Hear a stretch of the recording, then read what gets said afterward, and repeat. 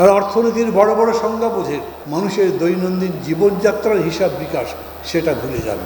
এই পরিস্থিতি চললে মানুষ সংস্কারেও আর আস্থা রাখবে না। আমি বিশ্বাস করি বাংলাদেশ হলো অসম্ভব সম্ভবের দেশ, আবার বাংলাদেশ সম্ভবকে অসম্ভব বানানোর দেশ।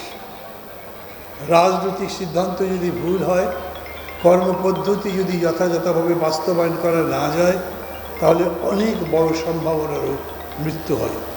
কিন্তু আজ যে নতুন বাংলাদেশ গড়বার স্বপ্ন মানুষের চোখে ফুটেছে স্বয়ংক্রিয়ভাবে, নিজে থেকে, আন্দোলনের মধ্যে থেকে, রক্ত দিয়ে, জীবন দিয়ে, সেটাকে ব্যর্থ হতে দেওয়া যাবে না।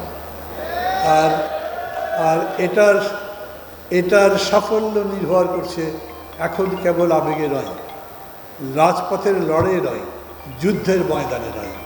এখন এটার সাফল্য নির্ভর করে আমরা কত যোগ্যতার সাথে, কত সঠিকতার সঙ্গে এই দেশকে গড়তে পারি।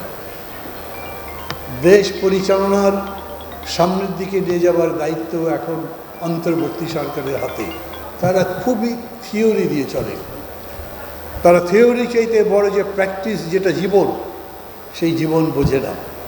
তারা অর্থনীতির বড় বড় সংজ্ঞা বোঝে, কিন্তু অর্থনীতিতে মানুষের দৈনন্দিন জীবনযাত্রার হিসাব বিকাশ সেটা ভুলে যাবে।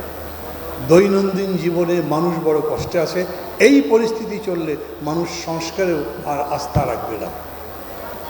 এই যে বলে না, কবিতার মধ্যে আছে, ক্ষুধার্ত শিশু চাহিদা স্বরাজ, চাই দুটি ভাত একটি নুন।